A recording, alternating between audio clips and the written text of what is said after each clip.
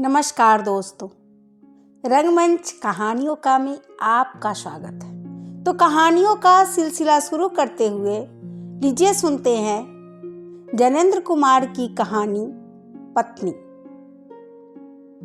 शहर के एक और तिरस्कृत मकान, दूसरा तल्ला, जहां चौके में एक स्त्री अंगीठी सामने लिए बैठी है।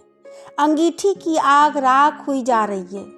वह जाने क्या सोच रही है। उसकी अवस्था 20-22 के लगभग होगी। देह से वह कुछ दुबली है और संभ्रांत कुल की मालूम होती है। एकाएक अंगीठी में राख होती आग की ओर स्त्री का ध्यान गया। घुटनों पर हाथ देकर वह उठकर वह कोयले लाई। कोयले अंगीठी में डालकर फिर किनारे ऐसे बैठ गई मानो याद करना चाहती है कि अब क्या करूं। घर में और कोई नहीं और समय 12 से ऊपर हो गया है। दो प्राणी घर में रहते हैं, पति और पत्नी। पति सवेरे से गए हैं कि लौटे नहीं और पत्नी चौके में बैठी है। सुनंदा सोचती है, नहीं, सोचती कहाँ है। असल भाव से वह तो वहां बैठी ही है। सोचने को है तो यही कि कोयले न बुझ जाए। वे जाने कब आ जाएंगे। 1 बज गया है। कुछ हो, आदमी को अपनी देह की फिक्र करनी चाहिए। और सुनंदा बैठी है, वह कुछ कर नहीं रही है। जब वे आएंगे तब रोटी बना देगी। वे जाने कहाँ कहाँ देर लगा देते हैं और कब तक बैठूं। मुझसे नहीं बैठा जाता। कोयले भी लहक आए हैं और उसने झल्ला कर तावा अंगीठी पर रख दिया। नहीं, अब वह रोटी बना ही देगी। उसने खींच कर जोर से आटे की थाली सामने खींच ली और रोटी बेलने लगी। थोड़ी देर बाद उसने जीने पर पैरों की आहट सुनी। उसके मुख पर कुछ तल्लीनता आई। क्षण भर वह आभा उसके चेहरे पर रहकर चली गई और वह फिर उसी भांति काम में लग गई। कालिंदी चरण पति आए। उनके पीछे पीछे 3 और उनके मित्र भी आए। ये आपस में बातें करते आ रहे थे और खूब गर्म थे। कालिंदी चरण अपने मित्रों के साथ सीधे अपने कमरे में चले गए। उनमें बहस छिड़ी थी। कमरे में पहुंचकर रुकी बहस फिर छिड़ गई। ये चारों व्यक्ति देशोद्धार के संबंध में कटिबद्ध है। चर्चा उसी सिलसिले में चल रही है। भारत माता को स्वतंत्र कराना होगा और नीति अनीति, हिंसा अहिंसा को देखने का यह समय नहीं है। मीठी बातों का परिणाम बहुत देखा। मीठी बातों से बाघ के मुंह से अपना सिर नहीं निकाला जा सकता। उस वक्त बाघ मारना ही एक इलाज है। आतंक, हाँ आतंक। हमें क्या आतंकवाद से डरना होगा?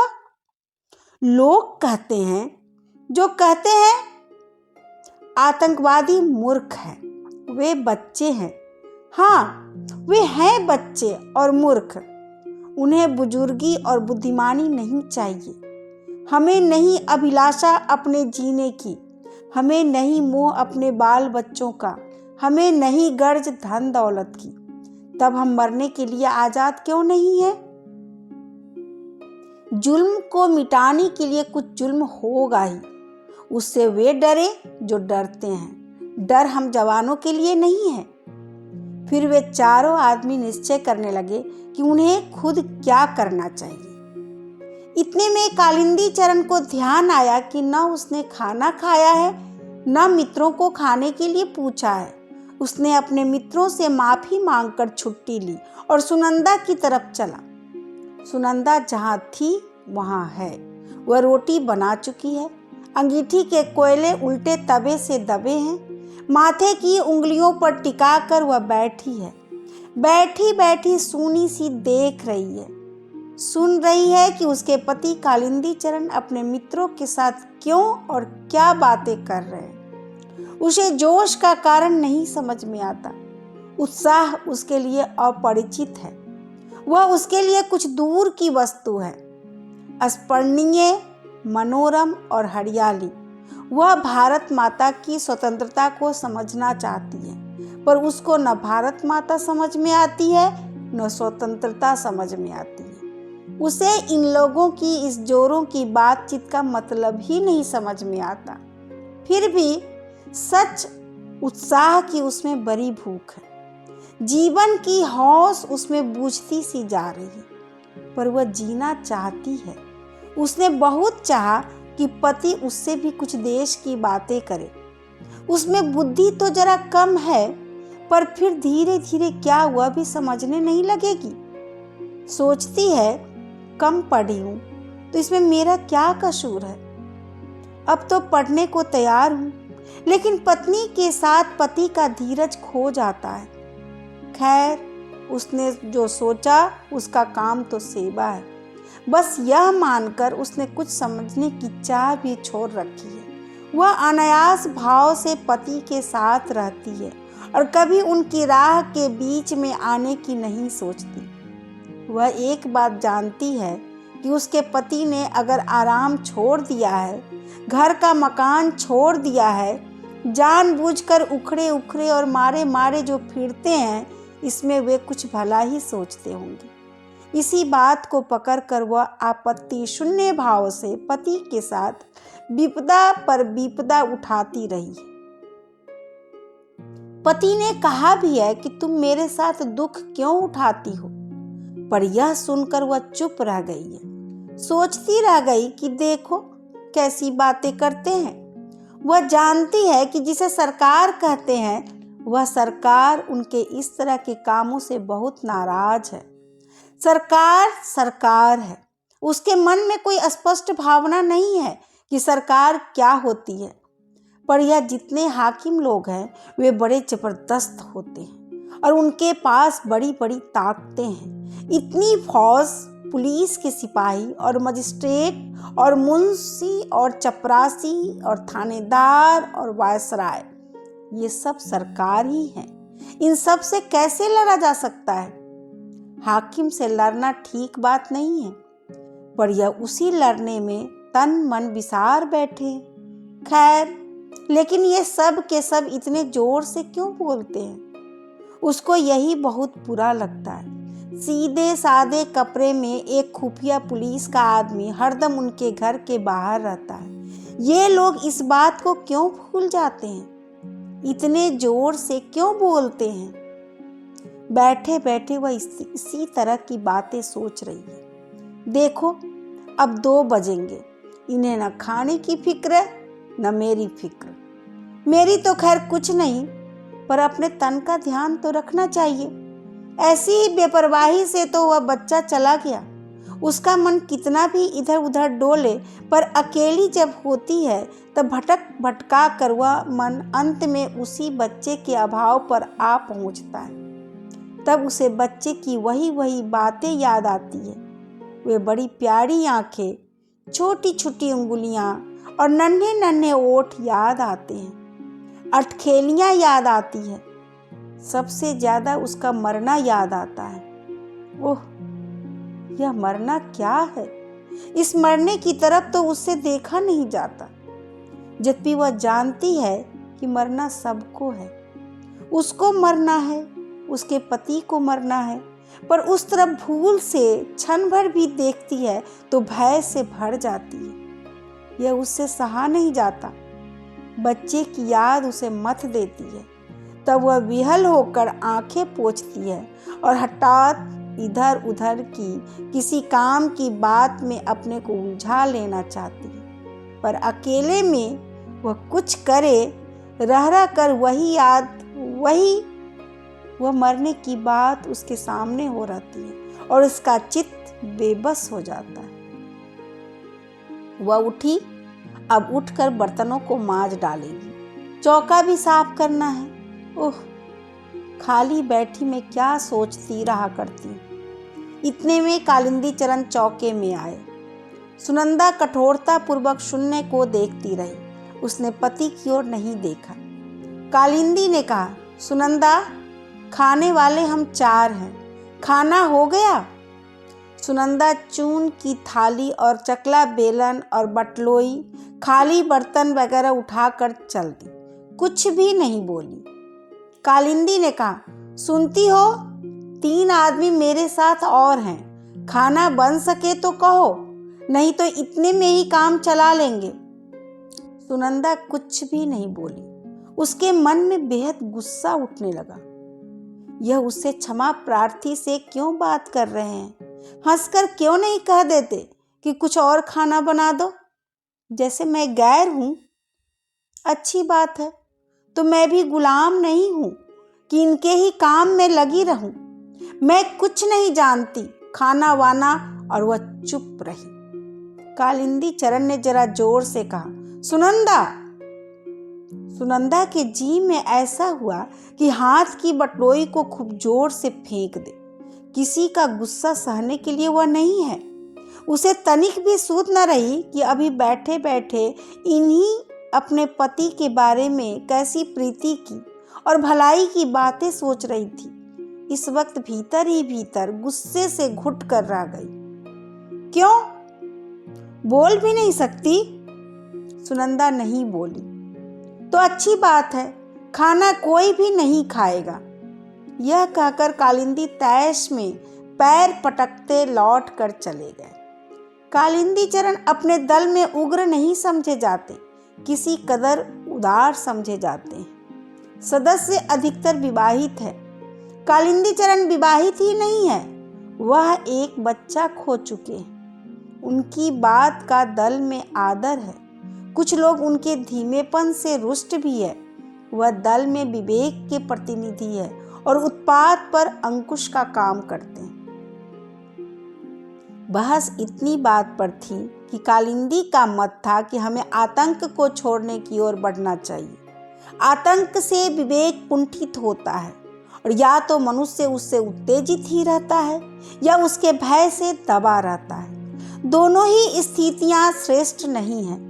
हमारा लक्ष्य बुद्धि को चारों ओर से जगाना है, उसे आतंकित करना नहीं। सरकार व्यक्ति और राष्ट्र के विकास के ऊपर बैठकर उसे दबाना चाहती है। हम इसी विकास के अवरोध को हटाना चाहते हैं, इसी को मुक्त करना चाहते हैं। आतंक से वह काम नहीं होगा जो शक्ति के मद में उन्मत्त है। असली काम तो उनका मद उतारने और उनके कर्तव्य भावना का प्रकाश जगाने का है। हम स्वीकार करें कि उसका मद टक्कर खाकर चोट पाकर ही उतरेगा। यह चोट देने के लिए हमें अवश्य तैयार रहना चाहिए, पर यह नोचा नाची उपयुक्त नहीं। इससे सत्ता का कुछ बिगड़ता तो नहीं, उल्टे उसे अपने औचित्य पर संतोष हो जाता है। पर जब सुनंदा के पास से लौट कर आया तब देखा गया कि कालिंदी अपने पक्ष पर दृढ़ नहीं है। वह सहमत हो सकता है कि हाँ, आतंक जरूरी भी है। हाँ, उसने कहा, यह ठीक है कि हम लोग कुछ काम शुरू कर दें। इसके साथ ही कहा, आप लोगों को भूख नहीं लगी है क्या? उनकी तबीयत खराब है, इससे यहाँ तो खाना बना नहीं। बताओ क्या किया जाए? कहीं होटल चले? एक ने कहा कि बाजार से यहीं मंगा लेना चाहिए। दूसरे की राय हुई कि होटल ही चलना चाहिए। इसी तरह की बातों में लगे थे कि सुनंदा ने एक बड़ी सी थाली में खाना परोसकर उनके बीच ला रख कर वह चुपचाप चली गई। फिर आकर पास ही 4 गिलास पानी के लिए रख दिए और फिर उसी भांति चुपचाप चली गई। कालिंदी को जैसे किसी ने काट लिया। तीनों मित्र चुप रहे। उन्हें अनुभव हो रहा था कि पति पत्नी के बीच स्थिति में कहीं कुछ तनाव पड़ा हुआ है। अंत में एक ने कहा, कालिंदी, तुम तो कहते थे खाना नहीं बना। कालिंदी ने झेप कर कहा, मेरा मतलब था काफी नहीं है। दूसरे ने कहा, काफी है, सब चल जाएगा। देखूं कुछ और हो तो, कहकर कालिंदी उठ गया। आकर सुनंदा से बोला, यह तुमसे किसने कहा था कि खाना वहां ले आओ? मैंने क्या कहा था? चलो उठा लाओ थाली। हमें किसी को यहाँ नहीं खाना है, हम होटल जाएंगे। सुनंदा नहीं बोली। कालिंदी भी कुछ देर गुम खड़ा रहा। तरह तरह की बातें उनके मन में और कंठ में आती थी। उसे अपना अपमान मालूम हो रहा था और अपमान असहनीय था। उसने कहा, सुनती नहीं हो कि कोई क्या कह रहा है? क्यों? सुनंदा ने मुंह फेर लिया। क्या मैं बकते रहने के लिए हूं? सुनंदा भीतर ही भीतर घुट गई। मैं पूछता हूं कि जब मैं कह गया था तब खाना ले जाने की क्या जरूरत थी? सुनंदा ने मुड़कर और अपने को दबाकर धीमे से कहा, खाओगे नहीं? एक तो बच गया। कालिंदी निरस्त्र होने लगा। यह उसे बुरा मालूम हुआ। उसने मानो धमकी के साथ पूछा, खाना और है? सुनंदा ने धीमे से कहा, अचार लेते जाओ। खाना और नहीं है? अच्छा, लाओ अचार। सुनंदा ने अचार ला दिया और कालिंदी भी चला गया। सुनंदा ने अपने लिए कुछ भी बचाकर नहीं रखा था। उसे यह सूझा ही न था कि उसे भी खाना है। अब कालिंदी के लौटने पर ही जैसे उसे मालूम हुआ कि उसने अपने लिए कुछ भी बचाकर नहीं रखा है। वह अपने से रुष्ट हुई। उसका मन कठोर हुआ, इसलिए नहीं कि क्यों उसने खाना नहीं बचाया, इस पर तो उसमें स्वाभिमान का भाव जागता था।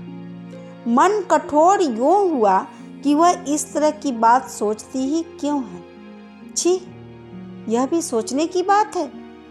और उसमें करवाहट भी फैली। हठात उसके मन को लगता ही है कि देखो, उन्होंने एक बार भी नहीं पूछा कि तुम क्या खाओगी। क्या मैं यह सह सकती थी कि मैं तो खाऊं और उनके मित्र भूखे रहे?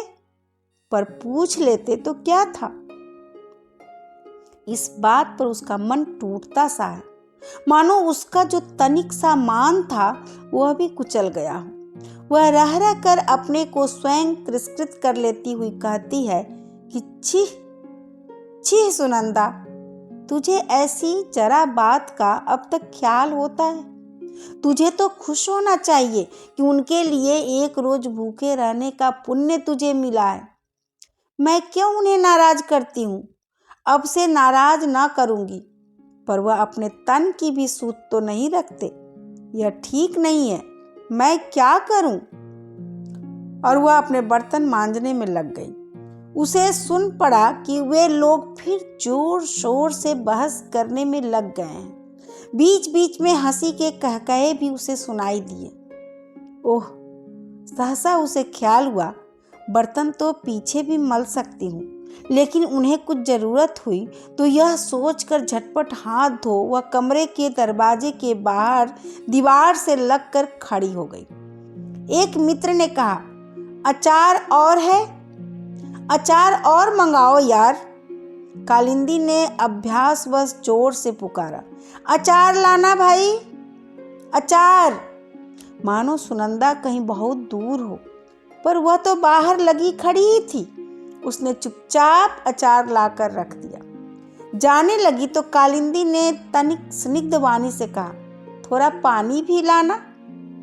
और सुनंदा ने पानी ला दिया, देख कर लौटी, फिर बाहर द्वार से लगकर ओट में खड़ी हो गई, जिससे कालिंदी कुछ मांगे तो जल्दी से ला दे। अभी आप सुन रहे थे जैनेंद्र कुमार की कहानी पत्नी। कैसी लगी आपको कहानी? यदि कहानी आपको अच्छी लगे तो आप मेरे चैनल को लाइक करें, सब्सक्राइब करें और अपने साहित्य प्रेमी दोस्तों के साथ कहानी को अवश्य शेयर करें। सपोर्ट के लिए धन्यवाद।